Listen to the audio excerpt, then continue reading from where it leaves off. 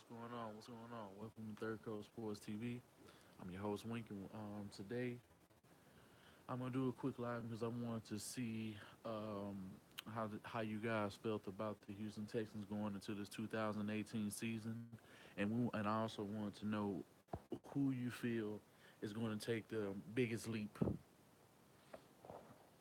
I'm waiting for a few of y'all to get in here first before we go ahead and start talking about the subject. Trump straight up made himself look like an ignorant boob. He does that all the time. He's been doing that since he was born. Oh shit! Y'all coming in here? Shit. They must have sent out them notifications. Since it's three out of here, y'all go ahead and do me a favor and hit that like button for me.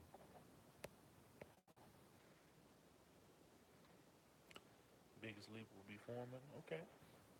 All right. What's going on, Mr. Killer KB? Danny MTZ. Just shout out a little link on Twitter. Cunningham Biggest leap. All right, Elijah. I'm gonna go ahead and I'm gonna get into it in just a second. I just started the stream up. I ain't even been going live long, like a minute into the stream. I'm just waiting for a few more people to go ahead and come in here. But I already see y'all. I already had y'all players and who y'all think is gonna be. I think by week 7 he will start over Miller. Okay, that's what's up. That's what's up. Y'all make sure y'all hit that like button. Um, Damn, it's a few of y'all coming here a little early. I guess they starting to go ahead and fuck that up. Man, what's going on, big homie? Man, I'm doing living real good right now, man. On the back on that road, gotta get it. Just wanted to do a quick live stream before I get ready to turn it on in tonight. Cause I did I did Wink Wednesday tonight on Honcho's channel, and I was just looking at some other little videos. So I was just like, you know what? Let me go ahead and do my own video tonight, cause we gotta be a little bit more active. And it's been damn near a week before I put out a video, so I was like, let me go ahead and do something. I want to say honey badger because of rat. Hey, we're gonna go ahead and we're gonna get into it. Yeah, y'all can keep posting them. We can go ahead and talk about it. I just want to get a few more people in here first before I really start giving my spiel. And I want y'all to let me know who y'all think and the reasons why y'all think they'll end up having a spectacular season for 2018. Cause the shit right around the corner, man. We get to see a lot of these guys' skill sets come to fruition. Them so-called sports genius said Bears will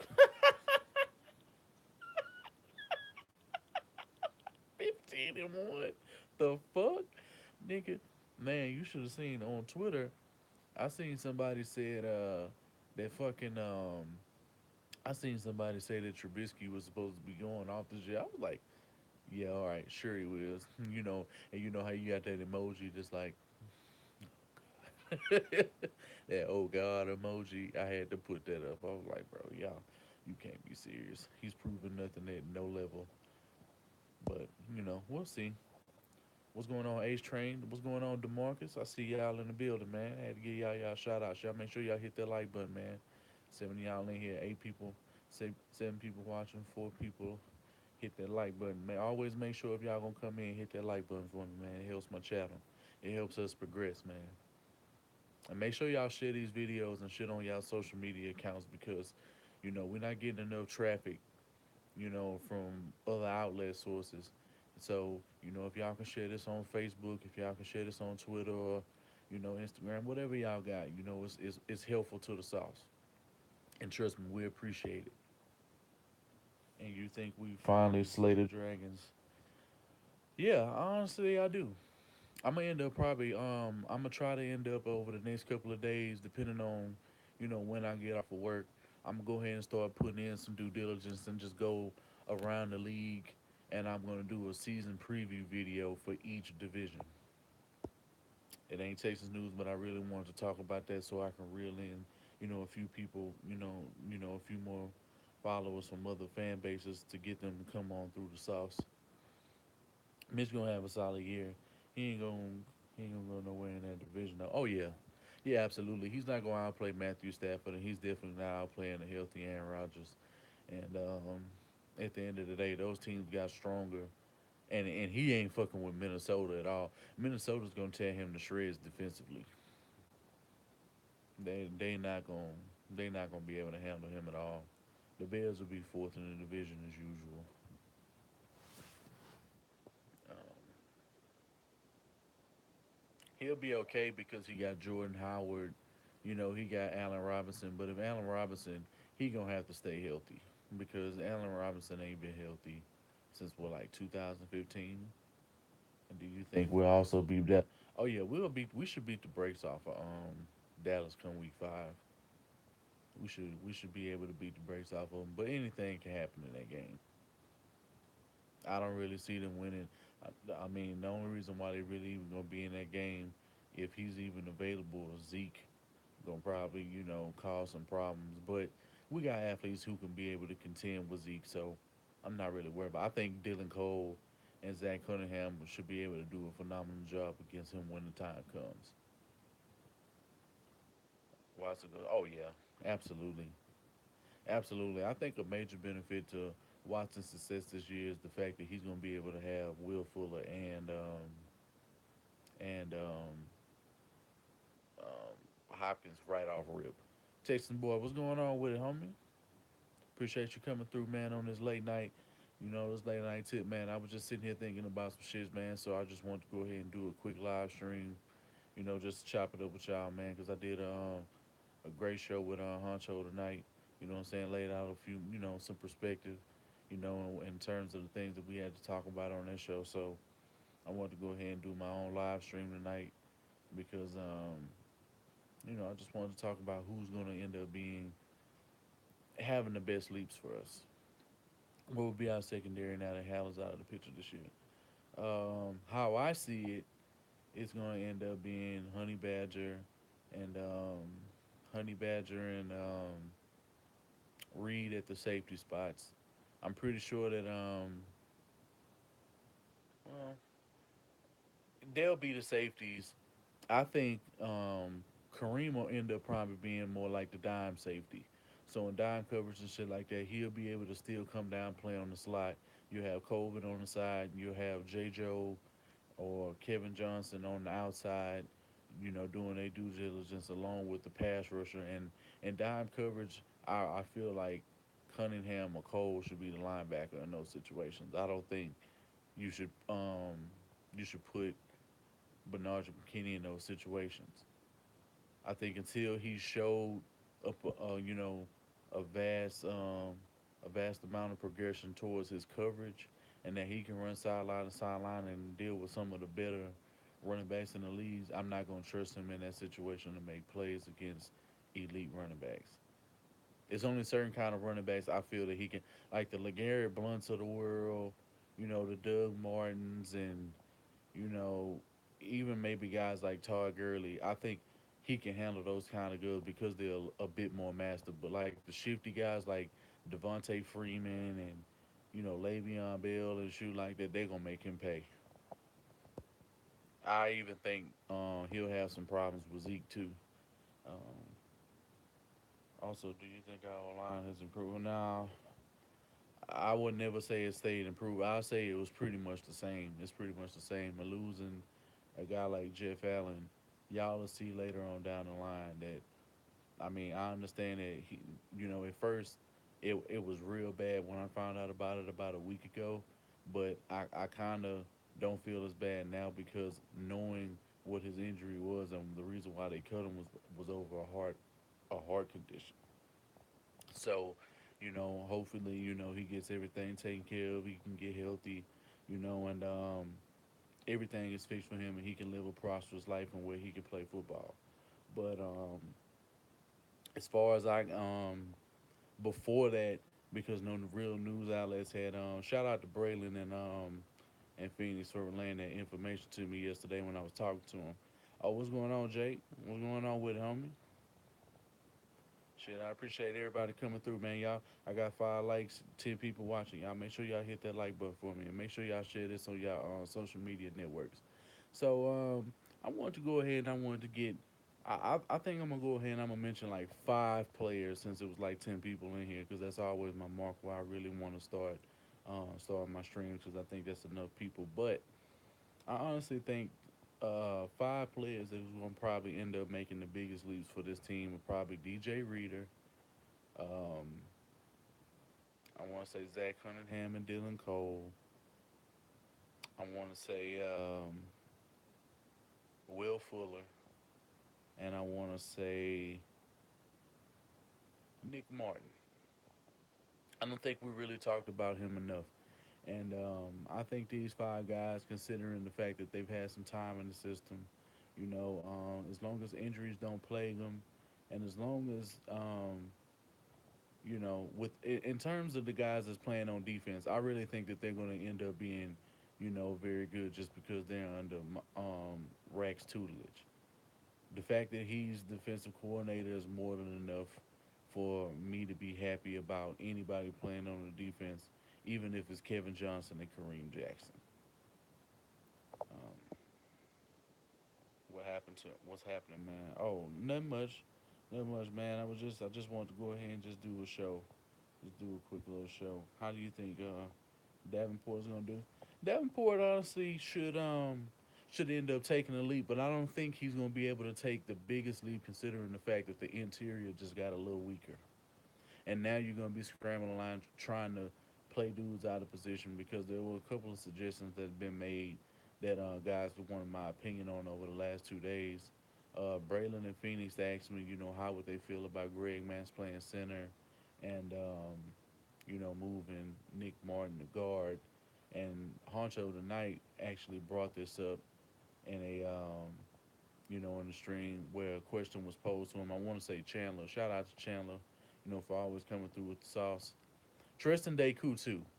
Tristan Day too. He's an honorable mention, but I'll probably get to him a little later on. But I'll say you know playing these guys out of position, considering the fact that Mike Devlin is still the O lineman coach, and no O lineman having versatility has ever worked out for this offensive line ever, especially under Bill O'Brien. Had this been under Gary Kubiak, where he had the right kind of guys, the right scheme was implemented, and you had the running backs to compensate the old linemen that we had, I think it was, more than feasible, that the right amount of protection would be in place. Considering the fact that we haven't had a good offensive line since like 2014 or 15, I can't really say that I'm in love with the offensive line at this moment. I have a lot of trepidation about it, but the fact that Deshaun Watson, you know, will end up being an elite quarterback this season, I don't really see, you know, him having to suffer through this throughout his entire career here with the Houston Texans. I think next year they'll making more um, they'll end up making more of an effort, especially if he tends to get beat up or any things like that. Then they're gonna have to do everything they can to make sure that this man has the right amount of protection. Just as long as it's not at the expense of Jadavian Clowney not getting a contract. I really think that they have to go out and they have to make sure that they can get whatever they can. And now I can see where Brian Gain getting all of these interior guys because he saw what I saw that a lot of interior lineman play was made the offensive line look worse than they actually were. But when Deshaun Watson was actually in the game, it elevated their play, and they didn't give up anywhere the near amount of pressures and sacks that they had gave up from week one. True enough, throughout the season they gave up shit here and there, but his play and his ability to make plays and keep his eyes downfield and just being a playmaker helped the offense, and that's why we were number one in the league when he was healthy. The backup for Watson stressing me out because I want Watson to be more careful because he's a running. No, he's not a running QB. That's a misconception. He is not a running QB. He is a pocket. He's a pocket QB, and his numbers prove so. In the pocket, his numbers are vastly higher than when he throws out of the pocket. So that's a misinformed statement, and they've been selling that to the media since he came out of college. and guys in the media are running with it, and they selling the narrative, and they actually have Texans fans believing the fact that he's a running QB, which is not true. He's always been a pocket passer. It's just he has an ability to run, just like Aaron Rodgers, just like Cam Newton, just like Russell Wilson, just like Andrew Luck, and just like a plethora of other quarterbacks in the league, just like Tyrod Taylor.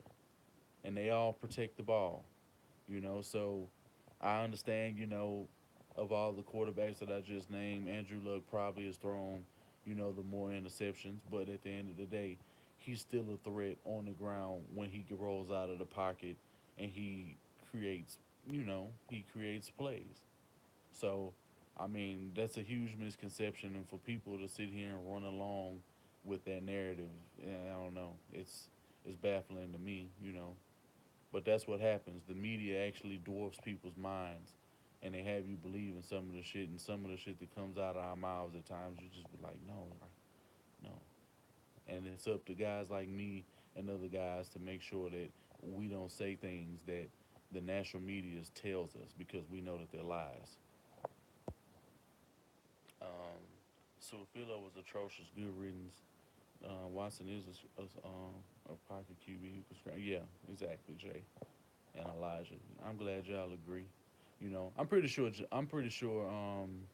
Danny agrees as well. And when you really put it the way that I just did and the way that y'all put it in the chat, it's real easy to see that Pro Football Focus and a lot of these national media guys, they love spinning the narrative that Deshaun Watson is a running QB when he's not. He does not run first and then pass second. He keeps his eyes down the field, and if pressure and breakdowns happen on the offensive line, and if he has any pathway to get out of the pocket first in order to keep his eyes down the field to make a pass, then he will. We're going for more fourth down clutch plays this season. Um, of course, but I don't really think I think we will, but I don't really think we'll really be in situations where I think we're gonna be very good on third down. What's going on with it? What's going on, Wise? What's going on, Darren? Welcome to the stream. Appreciate y'all coming through. Appreciate all that. Appreciate the support. Y'all make sure y'all hit that like button. Um, the reason I'm not worried about Watson is because he will have the ball out of his hands within 3 seconds. I honestly believe because he's improved his footwork and his feet are more under his shoulders than they looked like they were last year. Honestly, see, and the fact that he's worked on his release and his release is a hell of a lot faster. That's gonna make all the difference. And knowing that his line isn't the greatest, he's gonna have to get the ball out. So they're gonna have to rely on a lot of short to intermediate type of games, and that's what happens when you have a weak offensive line. You have to implement more screens. You have to, wide receiver screens, tight end screens, running back screens, um, shorter plays, hitch routes, curls, drags, you know, um, quick post routes, ins, outs, digs, short dig routes. You need these types of routes, and you have to have the pieces around you to be able to give. Yeah, slants. I already mentioned the slants. They need these type of plays because when the type of weapons that we have, they can with these type of routes that I'm talking about can be anywhere from between 5 to 10 yards or more when you get the catch itself. And we're not even talking about any yards after the catch, which is going to be lethal in itself because the amount of rack that some of these guys are going to be able to get, like Will Fuller and, Kiki Kuti, DeAndre Hopkins, because people love to sit here and act like DeAndre Hopkins isn't a burner and that he can't get behind defenses when every time he gets behind defenses and guys, he gets past the last line of defense, nobody's ever been able to catch him. What's going on, Cobra? What's going on with it, man? Appreciate you coming through. Do you think if healthy will take. I honestly, I haven't really heard too much of his progression, so I'm not gonna go that far. Not just yet. It's really Lamar's job to lose. Um, at this point because He doesn't have to come back from any injury or anything like that. And it's going to be until preseason before I can give y'all a thorough analysis of where I fear that you know Foreman will be with his injury to his Achilles. How is Terry Swanson? I don't know who that is, man. I don't even know who that is.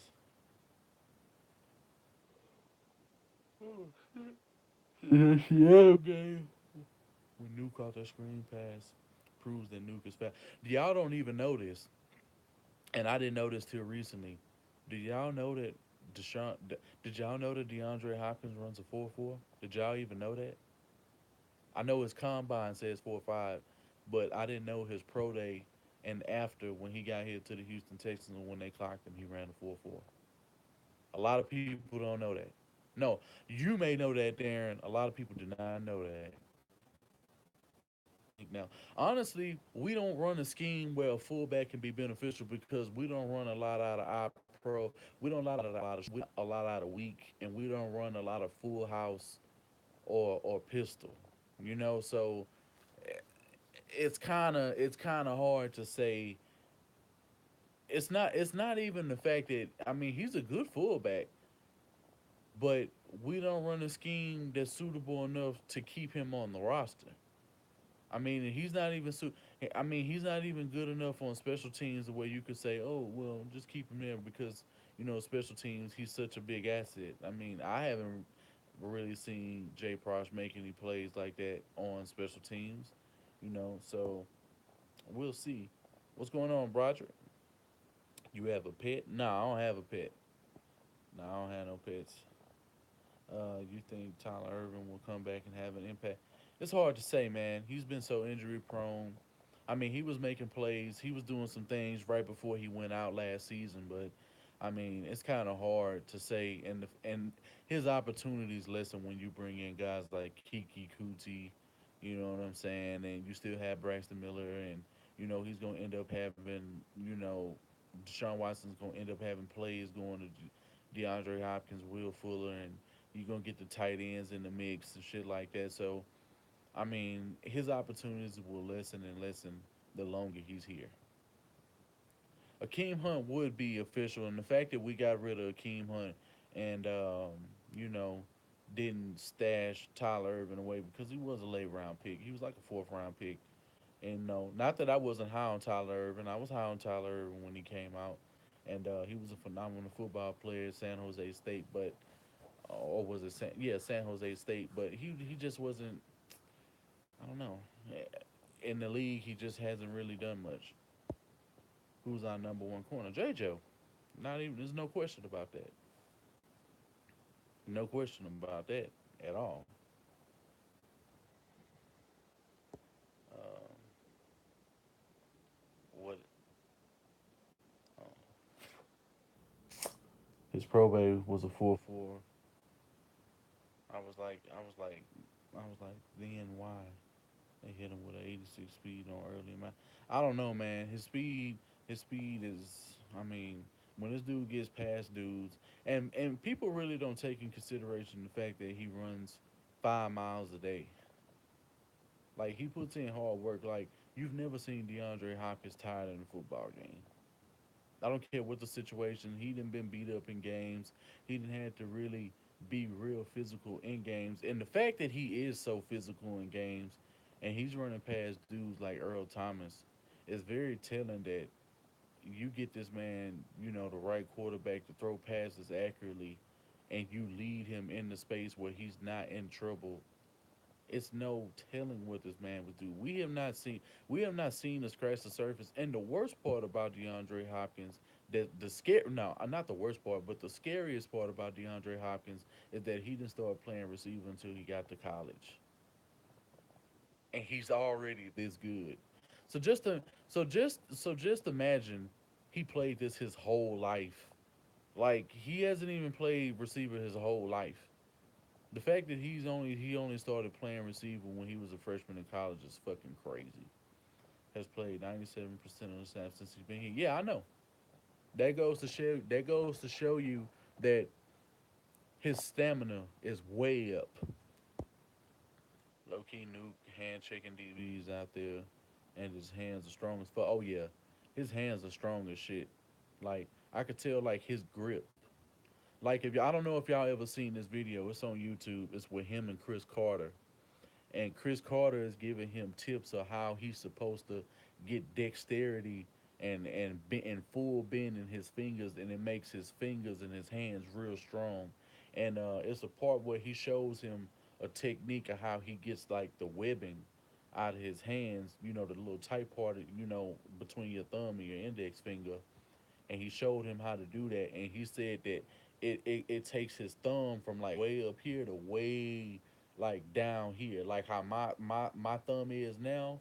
Like my hands aren't as big as DeAndre Hopkins, but like typically, your fingers are way up here, but my webbing is damn near gone in my hand. Like I don't really have like a lot of webbing left in my hand, but it's beneficial for him because his hands are so big that it's a catcher's mitt. It's nothing but a catcher's mitt, and that's what Chris Carter said. Like that's why his fingers like he didn't have any broke fingers, and when he knew when the ball was up, he knew it was his because of how wide he knew he could get his hands on. And if you know how wide these footballs are, and for him to have his size hands, it's beneficial to him. Like when the dudes, like when you watch his mic'd up against the Cardinals, when he say, "I don't wear that 5X for nothing." Like I thought he wore like a 3X because I know that's what Odell wears. Odell wears like a 3X glove, and the fact that he's wearing a 5 inch, a 5X glove, that's ridiculous. That's fucking ridiculous. Like, and that's why he's able to make a lot of the catches that he's able to make, man. And not that he doesn't even have natural, powerful hands, but it's just like that shit only helps and aids his process. But I want to get back to a couple of other guys that I was talking about because I already mentioned DJ Reader really being able to take a leap.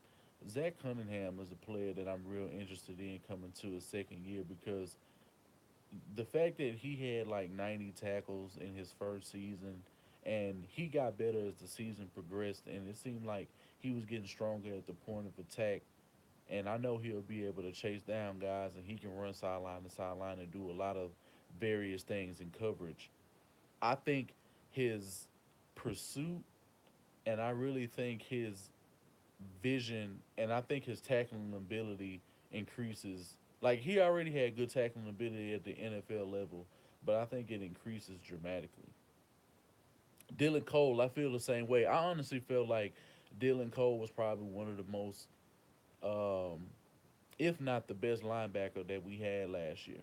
I honestly feel like that. I honestly feel like before he was injured, and with the time that he was able to play in the role that we had him in, he was by far the best linebacker we had. I mean, outside in terms of middle linebackers, every guy that played middle linebacker, he was hands down the best middle linebacker last year. If you disagree, then give me a reason why.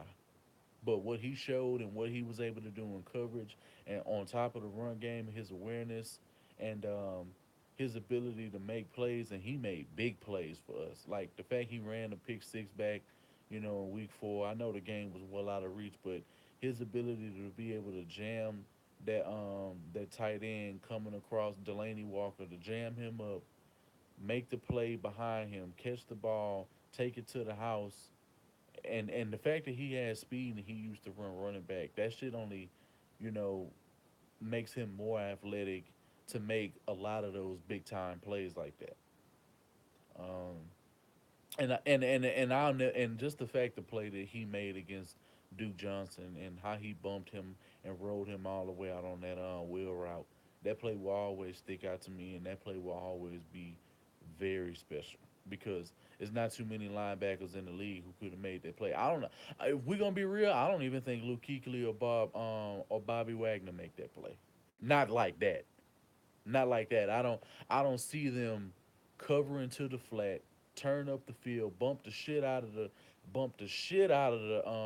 running back to turn upfield, be step for step and be in his hip pocket, turn around, get your head around in time, pick the ball, and and run a few yards down the field. Now I understand he hyperextended and hurt his leg on that play, but that was such a phenomenal play that and the fact that he's on the Houston Texans and he did this under Mike Vrabel. That's the even scarier part.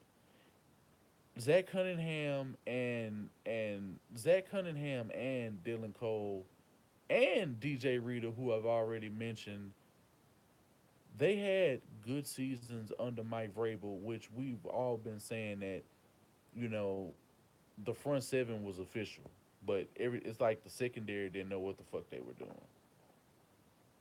Oh, I missed some of y'all comments. He's the most physical wide receiver too. Yeah, he's definitely one of the most physical wide receivers. The season Will Fuller about to have is going to be insane. Yeah, I was about to get on to him next. I think Carlos Watkins is going to make some noise. He made some plays last season. Yeah, I do too.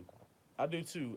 But I don't think his role was big enough, and we don't know where he's going to be just yet to really talk about what his impact is going to be. But I honestly think he'll end up having a better season than he did last year.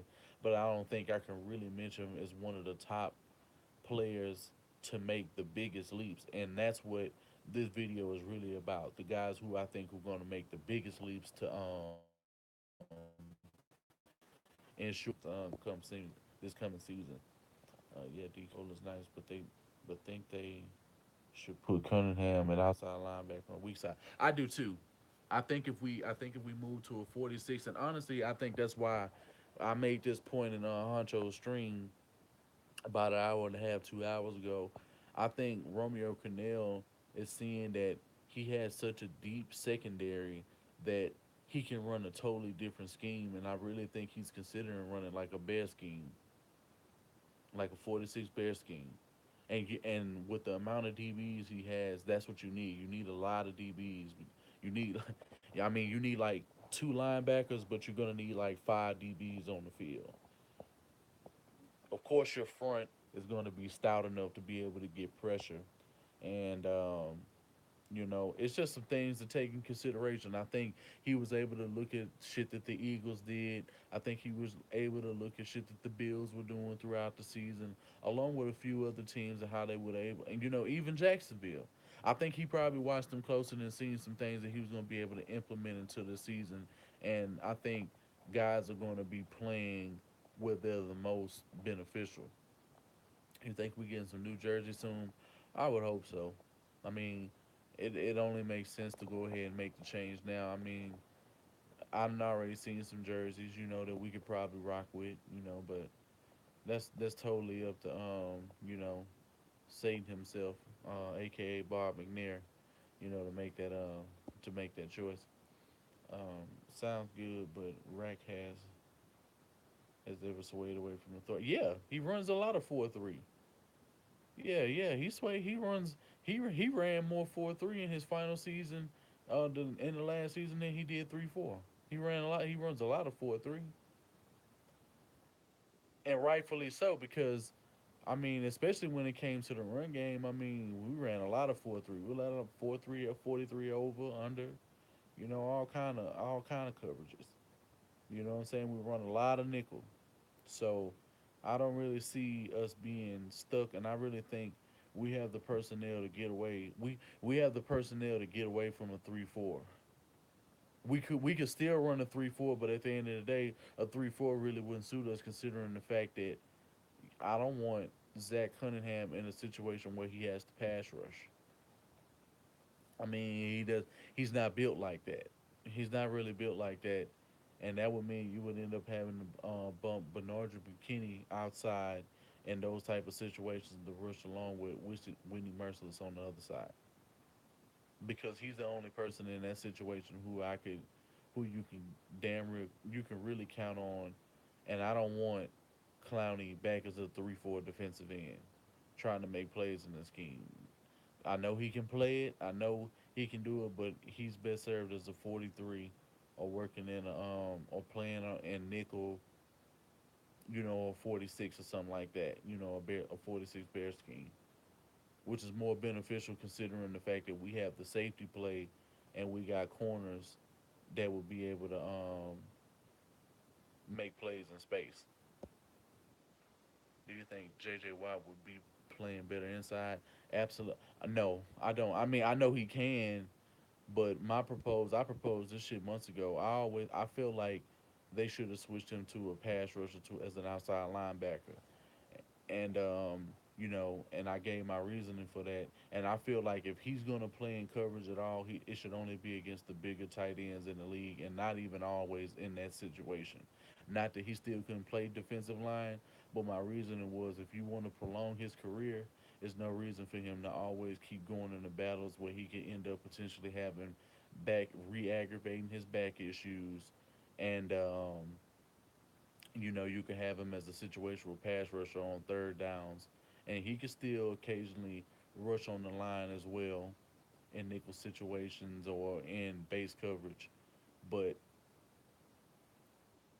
I mean, it was just beneficial to me, and I'll get back into that probably later on. But I don't really want to get too in depth on that because I want to go ahead and bring the stream to a close in a little while. 34 puts players like JJ in harm's way. Absolutely, it's too much traffic in a 3-4, and he has to take a waiter because he's basically playing a two gap assignment. And you don't. I want JJ Watt singled up, and in a 4-3, he's pretty much singled up. And in a scheme, it's pretty much a hat on a hat. And if you bring in extra rushers from another side, and if you got corners blitzing, and when you're doing overload blitzes, those type of concepts, J.J. Watt is going to end up being free if you play him as a 4-3 defensive end, which is what he played in college. He had to learn how to play a 3-4 defensive end. Saw he was good at it because of I forgot the defensive line coach we had when he was here because he was the best defensive line coach in the league around that time. Keep it a buck. Do you think we beating the Patriots number one? Yeah, we are. We will. Yeah, we should beat them. I won't say the word. I won't say easy because it's gonna be a night. It's gonna be a good game, but we'll definitely be victorious in week one. That's my opinion, and I'm gonna get into that probably a little later on and talk about. I probably end up making a video talking about all the teams. But like I said, I was doing a season preview video, so that's gonna give you an overview of all the games I think that each team in each division will win, and all of that good stuff. JJ values JJ's value is in TFL as much or more than sacks. Uh, no, I won't really say that. I won't really say that. I mean, you can really count JJ in terms of pass deflection, putting pressure on QBs, getting sacks, and because he's been such a dominant football player for so long, that I can't even even the broken JJ Watt that we have right now. I can't even relegate him to just that because he provides much more than that. Berkeley, what's going on, homie? Patriots never win week one. They haven't been for the last few years, but that doesn't mean it's gonna pan out for us just because we were supposed to. Because we were supposed to beat them when the year that Jacoby Brissett took over, and we ended up losing 27-0. But shit is different, and Romeo Cornell will be back, and I already know what a Romeo Cornell defense can do against you know old buddy. So I'm not really too much worried about it. Have you seen that video? PFF had their predictions of disrespect. Yeah, I saw it. I saw it. I had to comment on it. I commented on it in a video, and I also commented on Twitter. Yeah, these dudes don't know what the fuck they talking about. That's exactly why their new name is. Just add a T at the end. They don't. They get no credibility. You would think a site like you would think even their YouTube channel would have way more subs than they do. They only had like 800 subs. That's pathetic. Like people really rely on PFF analysis, and it's shocking. Like me and Honcho were arguing with a dude last week that was the Titans, and he mentioned this shit early in the stream, and it's a shame that these dudes, just because they getting a little bit of shine, and just because they're getting a little attention from outside sources other than Tennessee and Jaguars media that now, because a couple of writers, and K Meadows and a few other people mention you on NFL Network or ESPN, that you're really doing something. Like they sucked for so long that now they finally starting to get some shine, and now they finally can be somewhat taken seriously. Now they got all the shit in the world to say, and they think a a site like PFF, who are ran by nothing but geeks and dudes that have never played football, that really don't have any real numbers, and they don't even have a real system to break down why they give out the grades that they give. They have to explain this shit to fans, and the fact that they charge you so much just to get on a website, like, and to do this, to do that, like nobody's paying for that bullshit. You'd be better paying for the NFL pass and getting the all 22 film and break it down for yourself if you know how to talk football. Makes absolutely no sense. Oh, I've been good, man. I've been good. My only two concerns now is playing cornerback Joseph in front of being now. Joseph is gonna be right. Joseph will be just fine. The fact that his mass has changed, he's a lot leaner.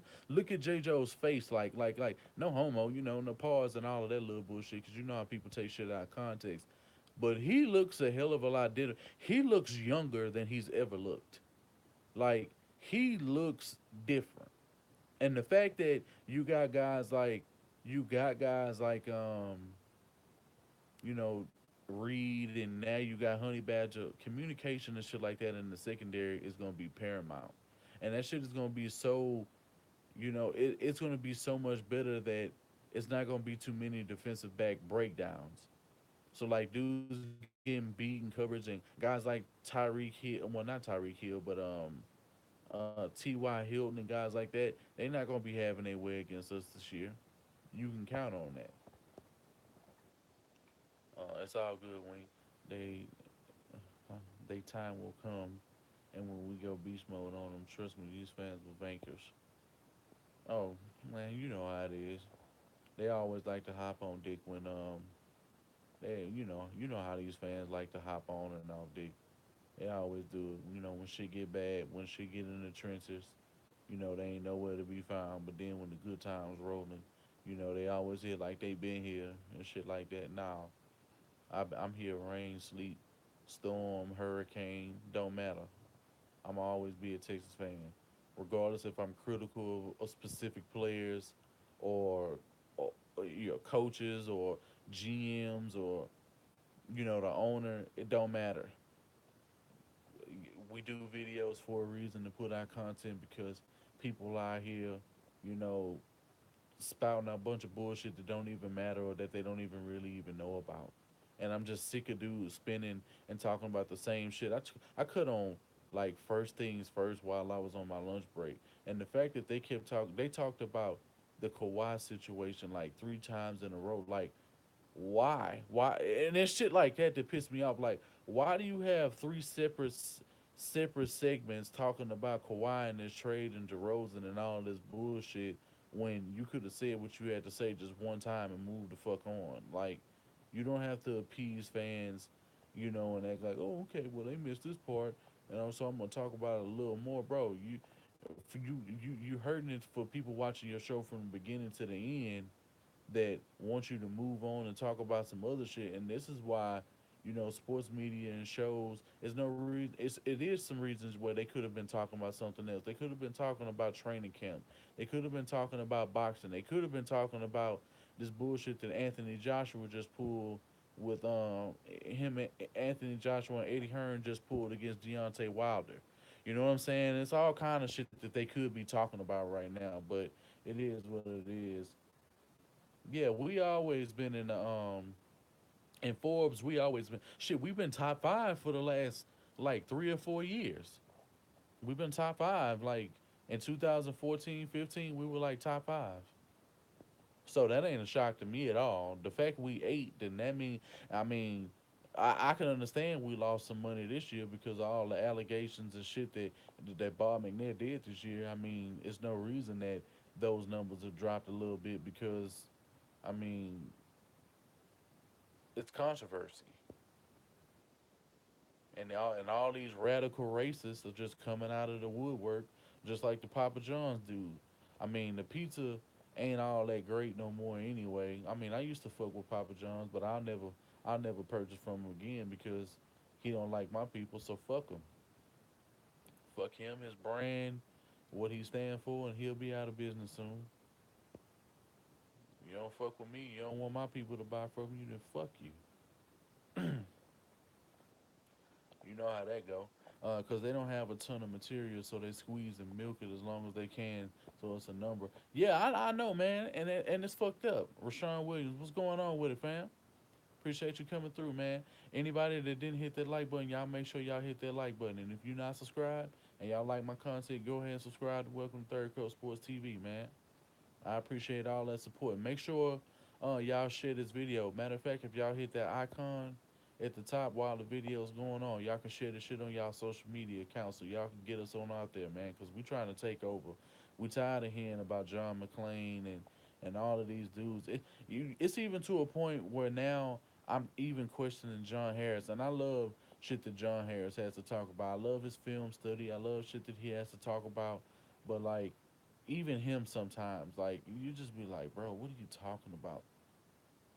As a show as a whole, I could probably say I like the Triple Threat probably more than any other show because they're more than consistent. But sometimes Ted and Sean, they take up for certain dudes and they don't hold dudes accountable. And they kind of go overboard with some of their analysis and shit like that. And Ted is a three-time Super Bowl champion, and sometimes it just sounds like he doesn't know what he's talking about, and it's unfortunate. But I respect them, you know. In terms of like Mad Radio and Cody Stoots and dudes like that, I don't even fuck with them at all.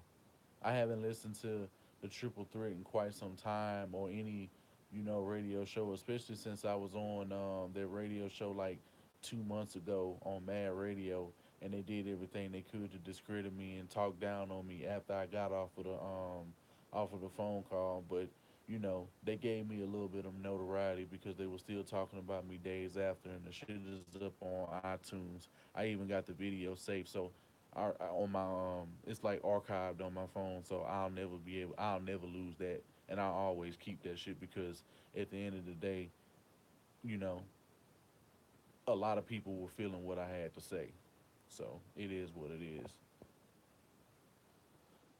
I want to see Colvin prosper. I think he will. I honestly, I mean, I doubt he becomes an All Pro. Not as a slot dude. I don't see him as a slot corner. I don't see that happening. And there's gonna be so many other corners out here, even within the division who gonna be able to outplay him. That I don't think he'll be able to get to that type of bracket. But this is the last person I want to talk about before I close out the video, and that's Will Fuller. Will Fuller is going to definitely end up offensively. I think he's going to end up taking the biggest leap. I think it would have been real easy for me to say Deshaun Watson, but I think that's a given anyway, and everybody is going to end up feeling this way. So it wasn't even no point in me understanding because what's understood don't need to be said. And I think it's quite, other than a couple of Jags fans and a few people around the league, but we watching him very closely, because it's our football team. I don't really see him being an issue whatsoever. Um, William McGinnis be showing the Texas Mad Love on NFL Network. He ain't the only one. K. Adam, that whole Good Morning Football show, they stay showing love.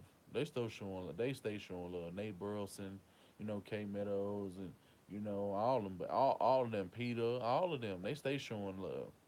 Hopefully, Colvin and KJ can ball this way. We can focus primarily on the online to improve. I mean, we're gonna still have to improve corner and shit like that, regardless, because at the end of the day, I'm not willing to um, impede the process with Kevin Johnson and Kareem Jackson and guys like that staying on the roster. I want some real killers in the secondary. So, you know, when you can sit here and believe in them and not ask them for pay cuts and keep them on rosters, it's something wrong with you as a GM. or head coach because there's no justification for keeping dudes like that on his roster or extending any contracts.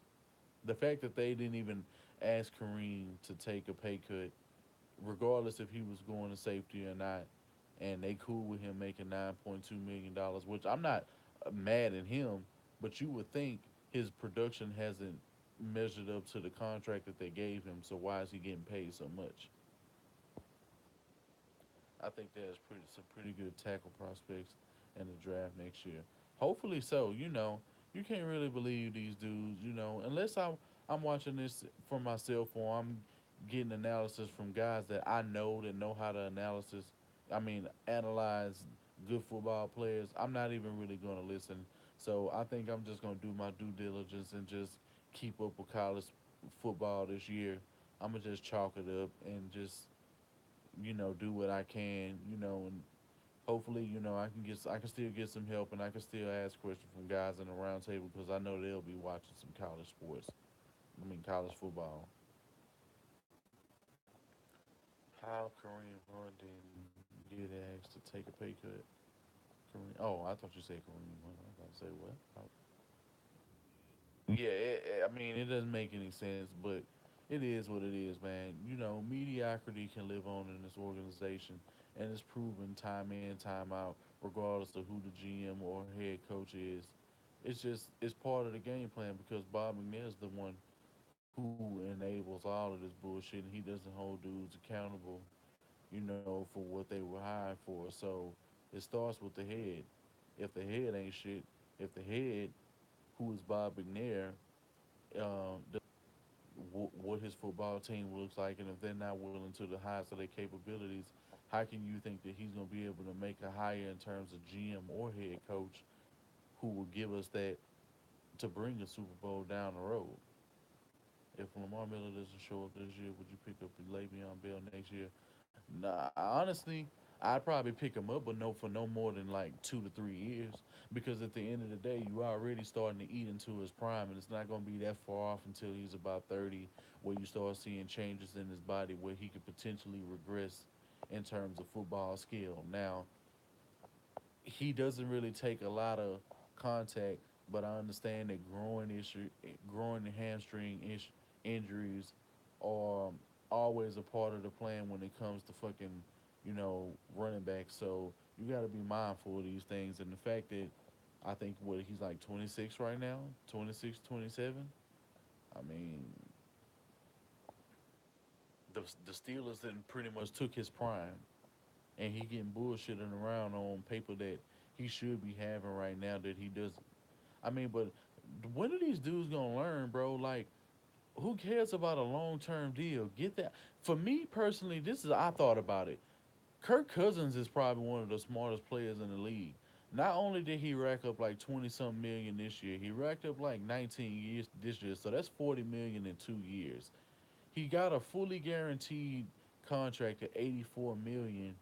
So that's gonna be like 120 million that he's made over a 4 to 5 year period.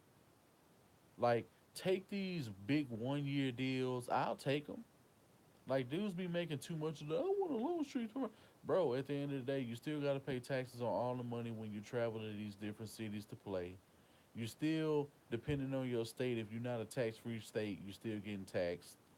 So you got to take that into consideration. And why not capitalize and make the most money you can in the season versus being paid making 8 to 9 million when you could be making 16, 17 million on a franchise tag year? Eat all of that money and it's gonna hurt their cap. And at the end of the day, if they don't end up giving you an extension, look at it like you fucking the team over anyway because they had to pay all that money out to you the year prior. Fuck them over in the process. That should be your psyche. If they don't want to give you the money and you didn't put in the time, you didn't put in the effort, you got the stats, you winning games, why not fuck them over cap wise the way that they can't make the moves that they need to do to benefit to replace you in the season afterwards?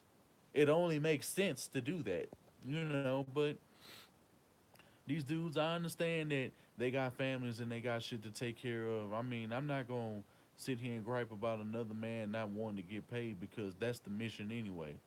The same way that the billionaire wants to make and keep and save and cut every corner he can to earn money, to stay rich or wealthy or whatever, you know, word you want to use. I mean, I can't fault the NFL player for doing what he has to do when he's the one putting his body on the line. Because what risk is the general manager or owner of a football team really taking anyway? You making the most money when it comes to you making the most money at the end of the year because it's not like your venue is just for football. You're using the shit for everything else, concerts, boxing matches, um, all kind of other shit. The rodeo, carnival, monster truck shows. You got merchandise and shit like that, so you ain't hurting for no money on top of your other businesses. A 2 to 3 deal would be perfect for Bill. Be honest. Yeah, I would take if I was him. I'd take a short ass deal. I'd take short deals and make sure you guarantee my whole contract. Boom, you could get paid 2 years, the same amount of money that you would really want over the next couple of years. Say they give you a $30 million contract, guarantee that whole thing and get paid like 15. Like if you get your signing bonus, whatever that is, tack that shit on and get your money. Because there's no way no team is gonna end up paying you no $60 million contract, and you think you're gonna end up seeing 60 million, but you could if you taking shorter contracts with more guaranteed money, and that's gonna be the wave of the future for football. That's still gonna be the only way you're gonna be able to get like. I mean, I would. Ain't it smarter, bro? I would take a 2 to 3 year contract for $50 million or some shit like that as a quarterback, and then do it again. Let me get 75 this time. Guarantee me the whole thing. Guarantee me 70. Come on. And then 2, 3 years down the line, do it again. And do it again. Like, I'd be racking up on money. Like, I'm giving out game right now. Like, that's the way to really do it, especially if you're a quarterback. Like, why would I want $100 million contract when more than likely I'm not gonna see that $100 million anyway?